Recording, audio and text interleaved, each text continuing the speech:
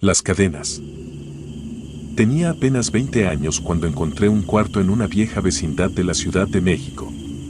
La razón era simple, necesitaba un lugar económico y cerca de mi trabajo, y ese recinto parecía satisfacer todas mis necesidades. Tal vez no era el sitio más bonito ni el más higiénico, pero era lo que podía permitirme. Las paredes lucían rastros de humedad y había grietas por doquier, pero el casero me aseguró que nada de eso era peligroso. Me instalé sin pensarlo mucho, ansiosa por empezar mi vida independiente. Creí que era el comienzo de algo grande, un paso hacia mi libertad. Al principio, todo fue bastante rutinario. Los vecinos de abajo llevaban años viviendo ahí, gente que se conocía y compartía chismes, problemas y favores. Desde la primera semana me di cuenta de que en esta vecindad de unos 12 cuartos, la vida transcurría entre gritos de niños corriendo, ladridos de perros, música que sonaba hasta altas horas y algún que otro borracho que llegaba gritando a la puerta principal. Nada fuera de lo común en una urbe tan grande y ruidosa. Me asignaron el cuarto número 8, en el segundo piso, justo al fondo del pasillo.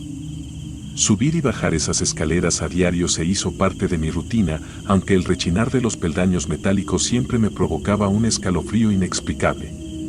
Como si cada paso que diera me recordara lo vieja que era esa construcción. Lo tomé con calma. Pensé que con el tiempo me iría acostumbrando.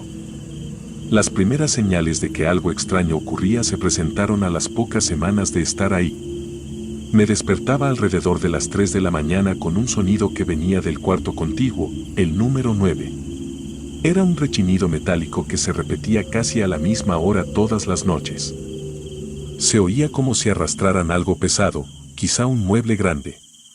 Al principio supuse que alguien estaría reorganizando su cuarto, pero esa explicación me pareció absurda con el paso de los días.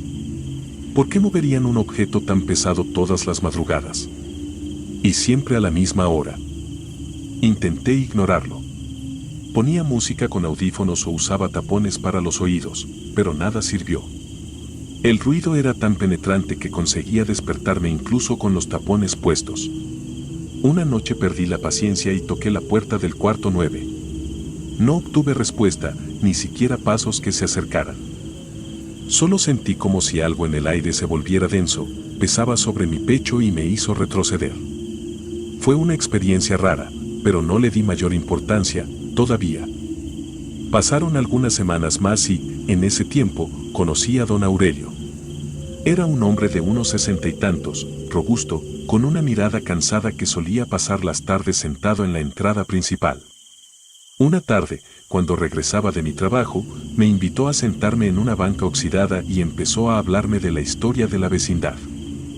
Mencionó que el edificio había sobrevivido terremotos, inundaciones y otros desastres, siempre permaneciendo en pie. Yo no sabía si tomarlo como una anécdota heroica o si interpretarlo como una advertencia de que ese lugar guardaba demasiados secretos.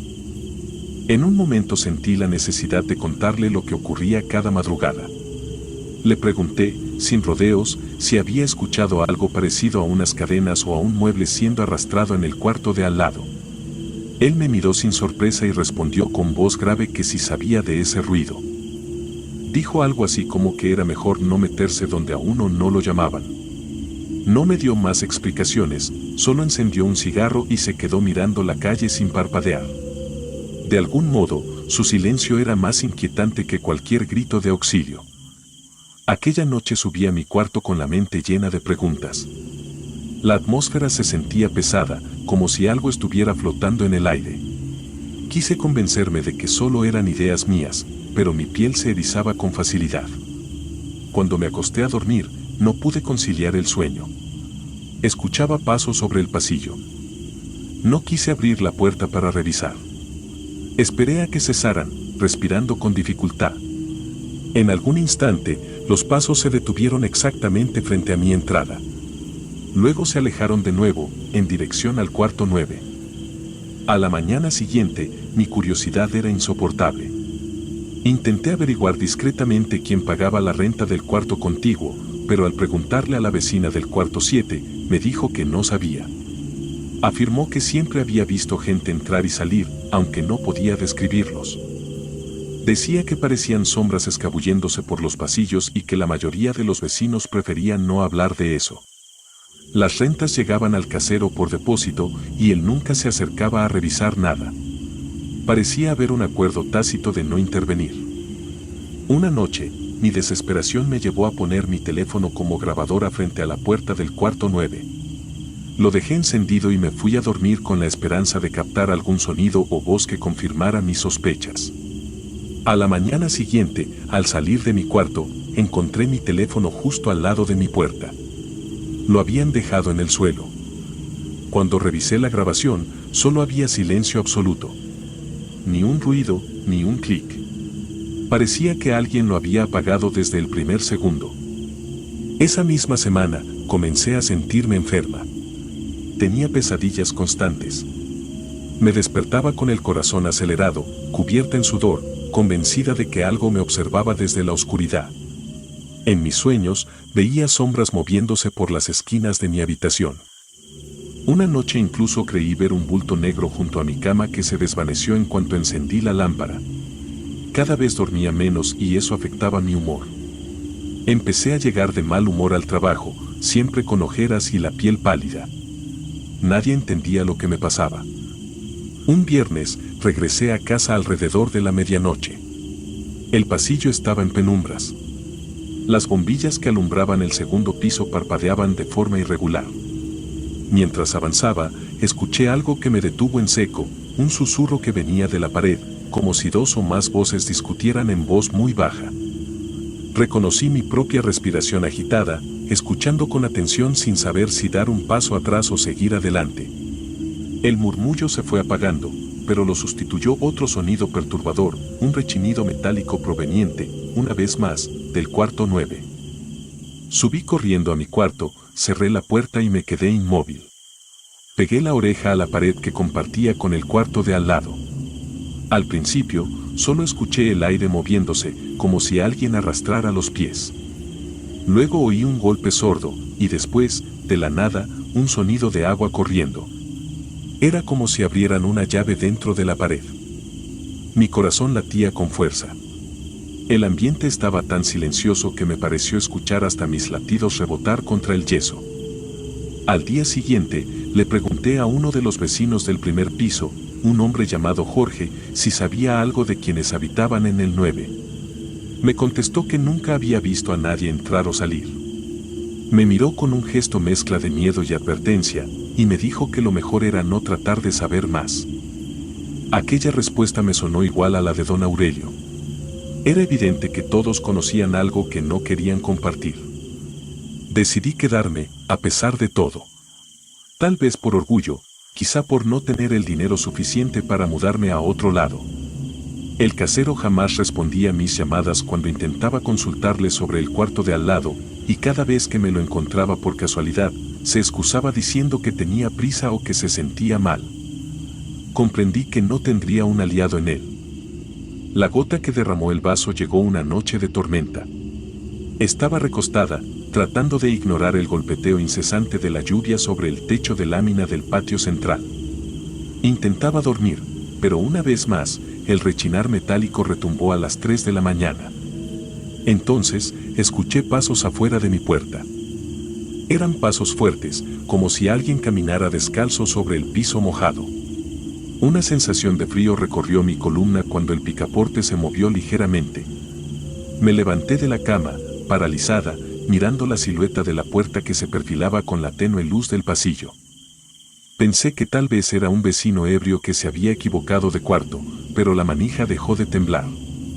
No oí más pasos. Me armé de valor y abrí la puerta solo unos centímetros. Fue entonces cuando la vi, una mujer parada de espaldas frente al cuarto 9. Llevaba un camisón largo y su pelo se pegaba a su rostro, empapado por la lluvia. Estaba descalza, inmóvil, como si no sintiera el frío de la madrugada. No quise pronunciar palabra, pero el miedo me venció y pregunté en voz baja si se encontraba bien. No me respondió. No se giró. Al contrario, ladeó la cabeza con un movimiento antinatural. Sin ver su rostro, noté que algo en su cuerpo estaba mal, era demasiado rígido, como si sus huesos crujieran con cada centímetro que se movía. Cuando por fin volteó en mi dirección, sus ojos se encontraron con los míos a través de la penumbra. Sentí un nudo en la garganta al ver su expresión vacía, con una ligera sonrisa que no transmitía alegría sino un terror inexplicable. En cuestión de segundos, bajó las escaleras. No corría, pero se movía como si flotara, deslizándose. Todo en ese instante me resultó irreal. El ambiente, el olor a humedad y a tierra mojada, el silencio de los pasillos. Cerré la puerta, temblando, incapaz de creer lo que acababa de ver. Quise pensar que había sido una alucinación causada por el cansancio y la semana sin dormir. Pero en el fondo de mi mente, sabía que aquello era más real de lo que quería admitir. Cuando por fin amaneció, decidí marcharme sin mirar atrás. Empaqué mis cosas a toda prisa. Si algo comprendí en esas horas de espanto fue que había fuerzas en ese lugar que escapaban a cualquier explicación lógica o religiosa. Una oscuridad impregnada en las paredes, como si todos los años de rumores, de secretos y de silencios hubieran creado algo vivo que se alimentaba del miedo de la gente. Los vecinos parecían haber aprendido a coexistir con ellos sin cuestionar nada. Pero yo no podía. Sabía que si me quedaba, tarde o temprano, mi cordura se vería afectada. Salí con mis maletas, pasé frente a la puerta del cuarto 9 sin atreverme a mirar. Bajo la escalera, me topé con don Aurelio, sentado en su banquita de siempre, sin levantar la vista. Parecía saber que yo me marchaba y no dijo nada. Solo sentí su mirada mientras cruzaba la entrada de la vecindad. El portón se cerró tras de mí con un chirrido que resonó como un eco sombrío en el pasillo vacío. Nunca regresé por nada que dejé ahí. Por mucho tiempo me pregunté si había sido una racha de mala suerte, si mis miedos y mi imaginación habían creado fantasmas donde no los había. Pero las pesadillas que tuve después me recordaron que esa mujer de la madrugada, ese rechinar de metal y esos susurros en los muros no fueron un producto de mi mente cansada. Había algo en esa vecindad, algo que se respiraba en el aire y que seguía con vida aunque las luces se apagaran y todos durmieran. Algo que, a día de hoy, me resulta imposible explicar con lógica o con fe. Sombras acechantes. Mi nombre es irrelevante, porque lo que quiero relatar no se trata de mí en particular, sino de algo que viví de cerca y que, hasta el día de hoy, me quita el sueño. Aún siento escalofríos en la nuca cuando recuerdo con detalle cada uno de los sucesos ocurridos en la vieja vecindad de San Pablo Ayotla, un rincón en las montañas al norte de Oaxaca. Crecí escuchando rumores de apariciones, de seres diminutos que vagaban en la oscuridad, de sombras que reptaban por las paredes con intenciones siniestras. Pero nunca pensé que un día me vería tan envuelto en uno de esos relatos y que el horror que siempre creí exagerado me tocaría tan de cerca. Tuve un abuelo, a quien llamaré Joaquín, que vivió en esa vecindad por más de 20 años. Ya no está con nosotros, pero en vida me contó en voz baja cosas espantosas que experimentó en aquel lugar. Sin embargo, lo que voy a narrar ahora no fue algo que él presenció solo. De cierta manera, me afectó directamente durante mis visitas de vacaciones. Mis padres viajaban a menudo, y me dejaban con mi abuelo para que no me quedara solo en casa. Por eso conozco también la estructura de ese enorme caserón, con sus pasillos eternos, su escalera de herrería fría y oxidada, y ese patio central donde siempre parecía haber alguien asomándose detrás de los aleros. Para que te hagas una idea, la vecindad estaba compuesta por varios cuartos que daban a un pasillo largo y húmedo. Más al fondo, había un corredor adicional con otros habitáculos, menos iluminados y de aspecto descuidado. Mi abuelo vivía en uno de esos cuartos alejados, un espacio sencillo con una sola ventana que daba al patio central. El baño se encontraba afuera, un sitio compartido que estaba casi en penumbras de noche, y uno siempre tenía que salir con linterna para no tropezar con los escalones rotos. La gente del lugar era muy alegre durante el día, niños corriendo sin parar, señoras barriendo las hojas secas o asomadas desde sus puertas para charlar, y los hombres reuniéndose los domingos para jugar dominó o cartas. Sin embargo, cada anochecer, Algo cambiaba en el ambiente, el viento de la sierra silbaba entre los tejados y el pasillo adoptaba una penumbra densa que te hacía sentir vigilado. Parecía que esa misma alegría diurna se difuminaba, dejando espacio para un murmullo de recelo y miedo. Y hubo una temporada, en especial, que dio inicio a lo que todos en la vecindad llamaron el año maldito. Fue la época en que nacieron 3 bebés casi al mismo tiempo. 3 familias distintas, en distintos cuartos, con pocos días de diferencia. Mi abuelo me contó cómo, desde el primer día en que llegaron los recién nacidos, los sucesos extraños empezaron a multiplicarse. Al principio, solo se escuchaban ruidos tenues por las noches, alguien caminando sobre los techos, pasos que crujían en la escalera, puertas chirriando a pesar de estar cerradas. La gente lo atribuía a los gatos callejeros o al viento, pero pronto se dieron cuenta de... Lo más perturbador comenzó cuando los padres de los bebés se despertaban por la madrugada y descubrían que sus hijos no estaban donde los habían dejado. Una familia encontró a su bebé sobre la mesa de la cocina. Otra, sobre una silla cerca de la puerta de entrada. La tercera lo halló en el suelo del patio, a pesar de que la puerta seguía con el cerrojo puesto. No podían explicar cómo habían llegado los niños hasta allí, pues en todos los casos las ventanas estaban cerradas. Al principio, pensaron que tal vez alguno de los padres, en su sueño, los había movido sin recordar. Sin embargo, una madre aseguró que había despertado repentinamente sintiendo que alguien tironeaba de los brazos de su bebé y cuando abrió los ojos, su hijo ya no estaba en la cama. El llanto que escuchaba provenía de las escaleras y ahí, en el primer escalón, encontró al pequeño, inmóvil y con la mirada perdida, como si estuviera en trance. Un recién nacido apenas puede abrir los ojos, menos podría arrastrarse escaleras abajo. Esa fue la noche en que todos comprendieron que algo ajeno a la lógica se movía en los rincones de la vecindad. No tardaron en surgir rumores. Unos hablaban de espíritus, otros de brujas que se alimentaban de la energía de los infantes. Pero la teoría que más resonó fue la de los duendes. En algunos pueblos de Oaxaca se dice que los duendes se sienten atraídos por los bebés que los quieren robar para llevarlos a su mundo. Hay infinidad de leyendas que narran cómo estos seres diminutos se introducen en las casas o cuevas. Las familias, asustadas, empezaron a tomar precauciones, colgaron ajos, colocaron amuletos contra el mal de aire, rezaron oraciones al pie de las cunas, dibujaron cruces con carbón en puertas y ventanas. Nada funcionaba. Cada mañana, 1 o 2 bebés aparecían en un lugar extraño, cubiertos de polvo o con marcas en la piel. Y esas marcas comenzaron a ser cada vez más macabras, rasguños finos, casi como hechos por garras diminutas, y mordidas pequeñas que dejaban la piel enrojecida o con diminutos moretones. Todos se preguntaban, ¿qué podría estar mordiéndolos? ¿Sería un roedor? ¿Algún insecto desconocido? Sin embargo, ninguno de los padres encontraba ratas ni rastros de animales en los cuartos. Recuerdo perfectamente la noche en que mi abuelo se levantó a eso de las 3 de la madrugada para ir al baño. Yo me desperté al oírlo abrir la puerta, y mi primer instinto fue seguirlo, pues me daba horror quedarme solo. Desde el pasillo, divisé su silueta que avanzaba con cautela. El patio central estaba iluminado solo por la luz pálida de la luna. Cuando mi abuelo salió del sanitario, se quedó helado mirando hacia arriba, a las azoteas donde se acumulaban tejas y trastos viejos. Yo apenas pude distinguir la forma de algo que se movía con sigilo, una sombra que no se correspondía con la de un gato o un perro. Era más grande de lo que uno imaginaría para un duende, pero a la vez se arrastraba con agilidad inhumana, sin hacer prácticamente ruido. Parecía observarnos desde lo alto. Mi abuelo se quedó petrificado, y yo sentí que el corazón me retumbaba en el pecho.